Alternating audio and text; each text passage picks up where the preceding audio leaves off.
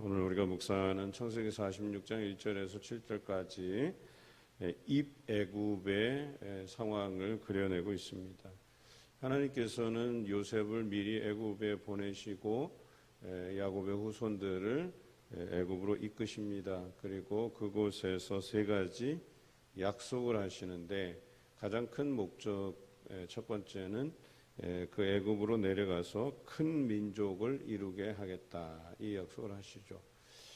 특히 애굽에도 마찬가지였지만 다른 지역들도 대흉년을 맞이해서 살기 어려운 땅이 되었습니다. 그때에 이것을 미리 아시고 바로의 꿈을 통해서 그 되어질 일들을 알리시고 또 그것을 요셉을 통해서 그 꿈을 해석하신 후에 이 요셉이 애굽의 총리가 되게 하고 그리고 그의 후손들, 형제들 또 그의 후손들을 애굽에 내려와서 이제 살게 하시면서 그곳에서 큰 민족을 이루게 하실 계획을 세우셨다라고 하는 것이죠. 그래서 야곱이 애굽으로 내려갈 때는 처음에 두려운 마음이 있었습니다. 예를 들어서 자신의 그 소유물들 혹시 타국에 가서 다 뺏길까 하는 뭐 그런 두려움도 있겠고, 또 특히 아브라함도 그랬고 이삭도 그랬고 그 부인에 대한 그 사랑하는 마음이 있는 만큼 또 그 부인을 잃을까봐 하는 그런 걱정스러운 마음들도 있을 것이다라고 하는 것이죠. 그러나 하나님께 우선 희생제사를 드리고 떠나기 전에 하나님께로부터 말씀을 듣게 됩니다. 그래서 그에게 나타나서 야곱아 야곱아 부르셔요. 분명히 야곱을 이제는 이스라엘이라고 부르시겠다고 말씀하시면서 다시 여기에서는 야곱이라고 부르세요. 그러니까 이것을 여러 신학자들의 해석들이 다르긴 한데 보통은 친밀한 언어로서 다가섰다 이렇게 표현하기도 합니다. 그래서 야곱이 두려운데 하나님께서 그 옛적 이름 야곱이라 부르면서 그에게 친밀하게 다가서는 모습으로 해석하는 경향이 있습니다. 그렇게 친밀하게 다가오신 하나님께서 애굽으로 내려가는 것을 너는 두려워하지 말라 이렇게 표현하시죠. 그래서 약속하신 그 첫 번째가 너로 큰 민족을 이루게 하겠다라고 하는 약속입니다. 그리고 이 약속은 누구에게 하신 약속이에요? 아브라함에게 약속하신 것이죠, 이미. 그래서 아브라함에게 약속하신 것, 그 다음에 이삭을 통해서 다시 그의 아들 야곱을 통해서 재확인해 주시는 것이죠. 그래서 그들이 생각하기로는 애굽으로 내려가서 타국에서 그들이 어찌 될 줄 모르는 상황인데 오히려 그 타국에 내려가서 그들로 하여금 큰 민족을 이루시겠다고 하니 이것이 얼마나 그에게 든든함이 되었을까 하는 생각을 해보는 거죠. 우리는 그렇잖아요. 고향 땅을 떠나보신 분들은 아시겠지만 그 떠날 때는 그 두려움이 앞서요. 거기서 적응하는 문제도 그렇고 사람들과 어떤 관계들을 맺고 살아야 될지도 걱정이고 다 모든 게 걱정이에요.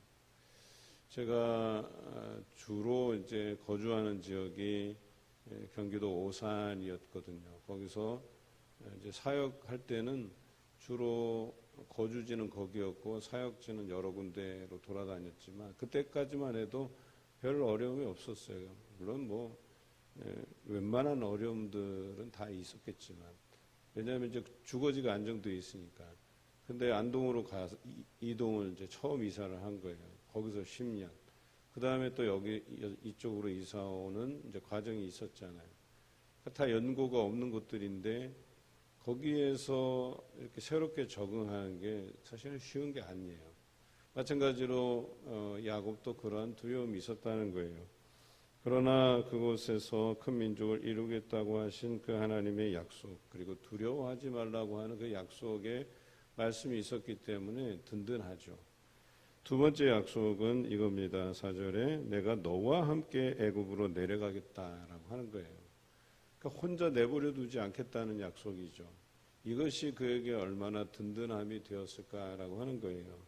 여러분이 인생을 살아오면서 어떤 광야에 내몰려진 듯한 그런 느낌, 그런 상황에서도 우리 하나님께서는 여러분을 버리지 않고 여러분과 함께 하셨고 동행해 주셨잖아요. 마찬가지로 야곱의 인생에도 그 두려운 길을 떠나는데 홀로 보내지 않고 내가 함께 하겠다, 이렇게 약속해 주시는 것이죠. 야곱에게뿐만 아니라 오늘 인생을 살아가는 우리에게 동일하게 말씀하세요. 우리도 어려운 일, 어려운 결단을 내려야 될 그 시점에 하나님께서 동행해 주시겠다고 약속하십니다. 그게 얼마나 우리에게 위안이 되고 우리에게 안심이 되는지 모르겠습니다. 여러분들도 살아가시면서 어려운 일 만날 때 그렇게 하나님께서 동행해 주심을 믿고 구하시길 바랍니다. 또한 타지에 있는 자녀들, 타국에 있는 자녀들, 또 이런 자녀들의 그 안위를 하나님께 맡겨드리지 않습니까? 그리고 그 자녀들 가정에도 하나님께서 동행해 주실 것을 여러분 믿으시지 않습니까? 그런 심정으로 우리의 모든 인생의 여정 가운데 하나님께서 동행해 주신다라고 하는 이 믿음이 우리를 강건하게 하고 우리를 또 평안 가운데 거하게 하신다라고 하는 것이죠. 세 번째 약속은 이렇습니다. 요셉이 그의 손으로 내 눈을 감기리라 그랬어요. 또 그 앞에 보면 너를 인도하여 다시 올라올 것이며 그랬어요. 이후에 야곱이 이제 죽게 되죠. 그리고 야곱의 그 죽음을 그 자손들만 슬퍼하는 것이 아니라 애굽인들도 그 야곱의 죽음을 위해서 애도했다는 내용이 나옵니다. 그러니까 이 요셉이 살아있는 동안 적어도 애굽인들도 그 자신의 총리로 삼은 그 요셉의 부친이 죽은 것에 대한 슬픔을 표현했다, 이렇게 기록하고 있어요. 그리고 야곱의 장례식의 여정을 잘 살펴보면 좀 달라요. 특이해요. 그 애굽 땅에 장사한 것이 아니라 가나안 땅에 장사를 해요. 그런데 그 장사하는 여정을 보면 마치 출애굽의 경로와 아주 유사하게 겹쳐요. 그래서 야곱의 장례식을 미리 보는 출애굽의 여정이라고도 해석을 하죠. 그러니까 야곱이 죽은 후에 요셉이 이제 장례 주관자가 돼서 장례를 치르는데 어때요? 가나안 땅으로 향하는 그 여정을 통해서 가나안 땅에 장사하게 돼요.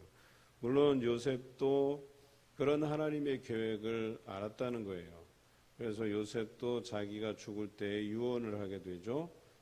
이 땅을 나갈 때, 출애굽할 때 나의 뼈를 가지고 가서 가나안 땅에 장사하게 하라고 유언을 하죠. 그러니까 이미 알았어요. 하나님께서 이곳에서 큰 민족을 이루고 또 하나님께서 동행해 주시고 또 이 땅을 떠나서 가나안 땅으로 올라가게 하실 것이라고 하는 이 야곱에게 하신 약속을 그의 후손들도 다 알고 있었다는 거예요. 그래서 그들이 결과적으로 다 야곱도 또 요셉도 그렇게 가나안 땅에 장사되는 그런 일이 일어나죠. 자, 이제 바로가 야곱의 식구들을 데려올 목적으로 이제 수레를 보내죠. 요셉이 한 일이죠. 그렇게 해서 그들을 태우고 이제 애굽의 고센 땅에 이제 거하게 됩니다. 이 고센 땅이 나일강 유역이에요. 그러니까 여기는 마르지 않는 땅이에요. 그래서 나일강 유역은 풀이 많이 자라고 또 이들이 유목민 생활을 했었잖아요. 농사보다는 유목 생활을 했기 때문에 그들이 살기에는 아주 적합한 그런 땅이었다라고 하는 것이죠. 그래서 그 고센 땅에 와서 살아가는 모습을 이제 보게 됩니다. 제가 전에 있던 교회에서 어느 교회 집사님이 안수 집사님이셨는데 식당을 내는데 식당 이름이 고센이었었어요. 그 원래 이제 일하던 그 가게 이름이 고센. 그 이탈리아 퓨전 요리 하는 식당인데 그 고센이라는 이름이 제가 신기해갖고 물어봤어요. 그 주인한테 이 고센이 성경에 나오는 그 고센이냐 그랬더니 그렇대. 근데 그 주인의 여동생이 알고 보니까 그 교회 교인이었던 거예요. 그러니까 그 고센이라는 곳이 나일강 유역에 있고 굉장히 비옥한 곳이라는 것을 알았던 모양이에요. 그래서 그 가게 이름을 고센이라고 지었는데 아주 특이하더라고요. 그처럼 하나님께서 그들을 위해서 준비한 그 땅, 그곳에서 이제 거하게 되죠. 그런데 우리가 좀 알아야 될 것은 이 출애굽 여정에서 그들이 거하게 된 고센이라고 하는 땅은 우리가 객관적으로 보았을 때 성경에 표현된 젖과 꿀이 흐르는 땅에 적합한 땅이에요. 그러니까 물이 마르지 않고 사시사철 풀이 있고, 그래서 객관적으로 볼 때는 젖과 꿀이 흐르는 땅이 맞아요. 그럼에도 불구하고 그들이 출애굽하여서 젖과 꿀이 흐르는 땅으로 인도하시겠대요. 그러니까 그들의 생각은 뭐였었어요? 뭐 고센 땅 버금가는 먼 땅이 되겠지라고 하는 생각으로 가지만, 그 젖과 꿀이 흐르는 땅으로 인도해 내리라고 하신 말씀과 더불어서 그 땅이 어떠한 땅인지를 설명을 해 주셔요. 그런데 그 설명을 잘 들어보면 객관적으로 젖과 꿀이 흐르는 땅이 아니에요. 그 설명에는 뭐라고 그랬냐면 거기는 마른 땅이라는 거예요. 그런데 때를 따라 하나님께서 비를 주신다 그랬어요. 그러니까 젖과 꿀이 흐르는 땅이라는 개념은 사시사철 땅이 푸르르고 물이 있고 이게 아니고 그냥 농사를 짓는데 마른 땅이어서 원래는 농사를 짓지 못하는 땅인데 그곳에 하나님께서 비를 뿌려주셔서 곡식이 나게 하시는, 즉 하나님의 도우심으로 살아가는 땅, 그 땅을 젖과 꿀이 흐르는 땅으로 묘사하고 있어요. 그러니까 이곳에서는 그들이 어때요? 그냥 주어진 조건이 좋고 그런 은혜 가운데 물론 하나님께서 동행해 주시지만 그런 삶을 살아요. 그러나 그들이 이후에 출애굽 과정을 통해서 배우는 것들은 더 이상 그냥 객관적인 환경이 좋은 땅이 아니라 하나님이 역사하시고 은혜 주실 때에 살아가는, 그 은혜를 힘입어 살아가는 그런 땅에서의 생활을 하게 하신다라고 하는 것이죠. 우리는 살아가면서 우리 객관적인 환경이 좋기를 바라요. 그래서 안정적으로 살기를 바라요. 그리고 안정적인 삶이 하나님께서 우리에게 주신 은혜라고 생각해요. 물론 그것도 은혜예요. 그러나 우리가 살아가는 객관적인 삶의 조건이 좋지 않더라도 우리가 살아가는데 하나님을 의지하고 하나님께 기도할 때마다 그런 은혜로 살아가는 삶이 있단 말이에요. 내가 물질적으로도 좀 부족해요. 가진 명예도 잘 없고 권력도 없고, 그저 내가 의지할 분은 하나님 한 분뿐이고 날마다 그분을 붙잡고 살아가면서 주시는 그 작은 은혜라도 내가 만족하면서 살 수 있다면 그것이 젖과 꿀이 흐르는 땅이고 삶이고 그렇다라고 하는 것이죠. 여러분 삶은 어떠십니까? 나는 헛된 꿈을 꾸고 있지는 않은지, 현재의 삶에 만족하지 못하고 뭔가 내가 어떤 더 부유한 것들을 얻으려 하고 높은 자리를 얻으려 하는 그런 허황된 꿈을 꾸면서 살고 있지는 않은지 우리 자신을 한번 돌아보자는 거예요. 현재적 삶에 만족감이 있는지 그것을 먼저 점검해 보자는 거예요. 여러분, 현재적 삶은 하나님께서 밑그림을 그리신 큰 그림을 위한 시작에 불과해요. 그래서 너로 큰 민족을 이루시겠다고 약속해 놓고 지금의 삶은 큰 민족이 아니란 말이에요. 그러나 하나님의 먼 장래의 약속은 큰 민족이에요. 두 번째는 여전히 고난의 삶이고 두려움에 휩싸인 삶이고 처음 시작하는 삶이라도 하나님이 동행해 주시겠다는 약속이 있어요. 그리고 세 번째는 뭐예요? 다시 너희를 그 약속의 땅으로 인도해 가시리라고 하나님의 언약, 약속이 있다는 거죠. 우리는 이 세 가지를 믿고 살아가는 거예요. 먼 장래에 하나님께서 약속하신 것을 이루시기 위한 그 과정에 있다는 사실, 그 과정을 하나님께서 동행해 주시겠다는 이 약속 안에서 우리가 살아가는 것 아니겠습니까? 오늘도 하나님께서 우리에게 약속하신 이 약속을 가지고 살아가신 여러분 되시길 바랍니다. 그리고 이 여정은 결과적으로 뭐예요? 전도의 여정이라는 거 잊지 마시기 바라요. 아브라함을 통해서 내가 너로 복이 되게 하겠다고 말씀하시고 열방이 너로 인해서 복을 얻을 것이라고 말씀하신 이 내용을 우리가 귀담아 들을 줄 알아야 돼요. 우리의 인생 나만을 위해서 주어진 게 아니라는 거예요.